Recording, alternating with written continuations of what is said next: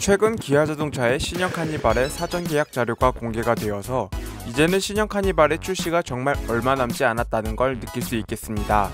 이제 신형 카니발의 관심사는 나에게 이 옵션이 필요한가, 그리고 신차를 빨리 받아볼 수 있는지에 대해서 관심이 높아질 수밖에 없겠습니다. 그중 오늘 영상에서 소개가 되는 내용 중에는 이번 신형 카니발의 구체적인 월 생산량에 대해서 자세한 내용까지 포함되어 있으니 반드시 보셨으면 좋겠습니다. 그리고 구독과 좋아요는 잊지 않고 꾹 눌러주시면 감사하겠습니다. 그럼 카니발의 풀체인지 소식 시작하겠습니다. 과거 미니밴은 진차 취급을 받아왔던 시절이 있었습니다. 하지만 여가 시간이 늘면서 캠핑과 레저, 가족 여행 등 여행 문화가 발달되기 시작했고, 그와 더불어 소비자들은 더 큰 자동차를 찾기 시작했습니다. 그래서 넓은 공간과 다양한 기능을 가진 미니밴의 인식은 이제는 짐차가 아닌 가족용 자동차라는 인식이 자리 잡게 되었는데요. 이제는 미니밴을 패밀리카로 이용하는 가족들을 주변에서 쉽게 찾아볼 수 있습니다. 물론 국내에서는 패밀리카로 구입한 미니밴은 기아자동차의 카니발이 대부분일 겁니다. 하지만 국내에서 패밀리카로 큰 인기를 받고 있는 카니발은 해외에서는 국내에서의 인기와는 비교해봐도 그리 큰 인기를 받지 못한 건 사실입니다. 그렇기 때문에 외신들이 살펴본 이번 신형 카니발에 대한 평가는 추후 북미 시장 등 해외에서의 경쟁을 위한 사전 테스트라고 봐도 무방할 것 같은데요. 이번 신형 카니발의 외부 이미지를 살펴본 해외의 반응은 다음과 같았습니다. 선명한 선과 멋진 디테일을 갖추고 있는 것으로 보인다. 카니발은 밴을 싫어하는 사람도 관심을 가질 만한 차이다 라며 긍정적인 반응을 보였습니다.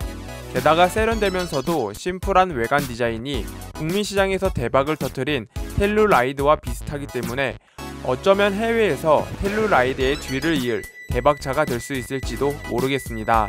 그렇지만 최근 해외 미니밴 시장에서의 경쟁은 특색 있는 기능들이 주목받으면서 해외 미니밴 시장은 특별한 무엇이 없으면 경쟁에서 밀릴 수밖에 없는데요. 2열 시트의 수납 기능은 다른 미니밴들에서 볼 수 없었고, 이 기능을 탑재로 퍼시비카의 대표적인 장점이기도 했으며 판매 성장에도 도움이 된 것으로 알려졌습니다.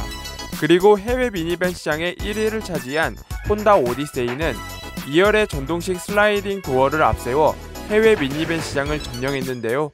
그렇기 때문에 이번 카니발 풀체인지에서도 특색 있는 기능이 적용이 될 것이라는 예상을 할 수 있었고, 또 현대차 정의선 부회장의 오디세이를 잡아라는 지시까지 더해 그동안 많은 소비자분들의 기대감에 영향을 끼친 게 아닌가 하는 생각이 듭니다.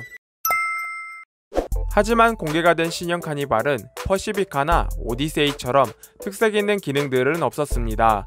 그렇지만 기아자동차의 이번 신형 카니발은 근본적인 실내 공간성과 편의성에 집중한 것 같습니다. 4세대 신형 카니발은 3세대 플랫폼 적용을 통해 이전 모델보다 전장은 40mm, 휠베이스는 30mm, 전폭은 10mm씩 길어지고 넓어졌는데요. 그 덕분에 2열과 3열은 기존 3세대 카니발보다 더 여유롭고 안락한 공간성을 지니게 되었습니다. 그리고 내비게이션을 기반으로 한 스마트 크루즈 컨트롤과 고속도로 주행 보조 등 첨단 기술까지 탑재되었는데요.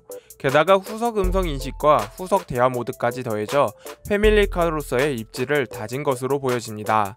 하지만 그동안 끊임없이 논쟁이 되어왔던 HUD 적용이 최종적으로 적용되지 않았고, 해외 미니밴들과 경쟁을 위해서는 반드시 필요한 옵션으로 생각했던 사륜 옵션도 빠졌는데요.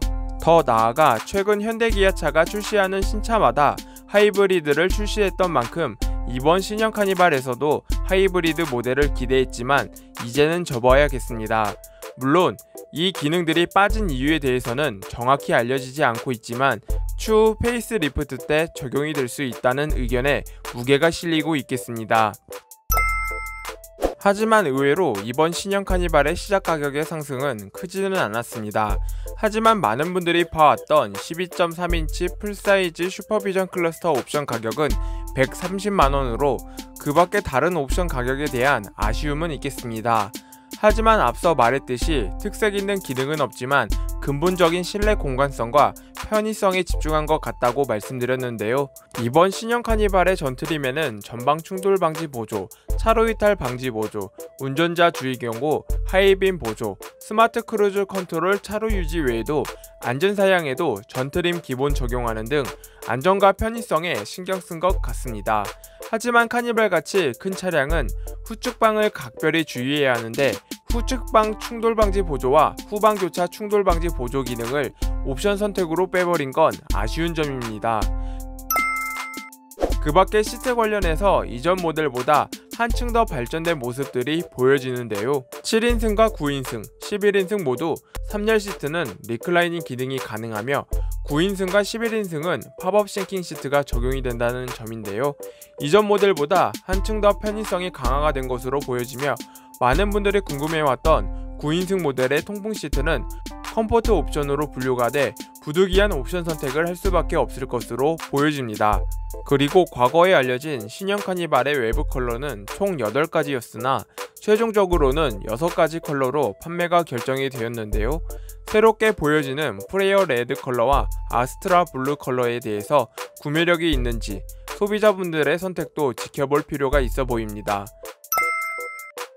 그리고 한때 신규 파워트레인 등장으로 이번 신형 카니발에는 고출력 파워트레인이 적용이 된다는 이슈가 있었는데요. 그렇지만 최종적으로는 스마트 스트림 3.5 엔진과 스마트 스트림 2.2 디젤 엔진 두 가지를 선택할 수 있게 되었으며 두 파워트레인의 가격 차이는 큰 차이가 없기 때문에 디젤 차량이 판매량이 높을지 또는 가솔린 차량이 판매량이 높을지에 대해서 쉽게 예상하기가 어렵겠습니다. 그렇기 때문에 결국 기아차의 생산 계획 수량에 따라서 가솔린이든 디젤이든 생산 대기 기간의 차이가 분명히 발생할 수밖에 없겠는데요. 우선 신형 카니발의 7월 총 생산 대수는 900대가 되지 못할 것으로 보여지며 8월부터는 9,000대 가까이 차량을 생산할 것으로 보여집니다. 다만 여름 휴가철을 고려한다면 8월 생산 대수는 그리 나쁜 것 같지 않겠습니다.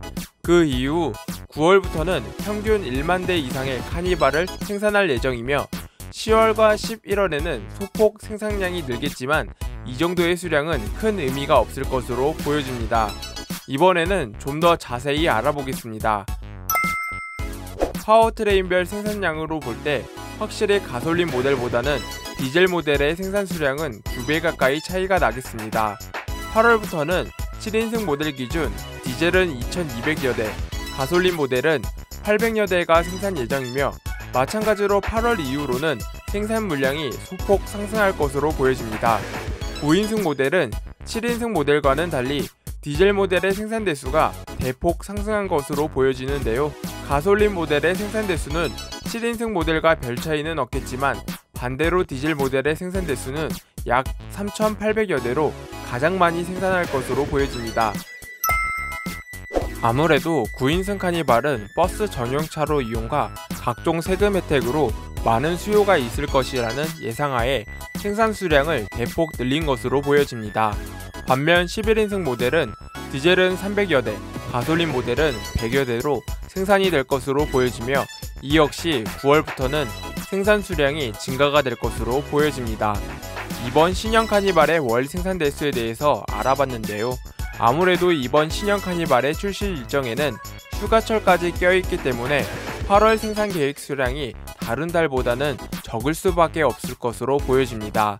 그렇기 때문에 벌써부터 구매 대기 기간이 상당히 길어질 것이라는 이야기도 들리고 있겠습니다. 오늘 소개해드린 정보를 바탕으로 보다 합리적인 구매 결정을 하셨으면 좋겠습니다. 앞으로도 유익한 자동차 소식들로 찾아뵙겠습니다. 이상 제알람이었습니다. 시청해주셔서 감사합니다.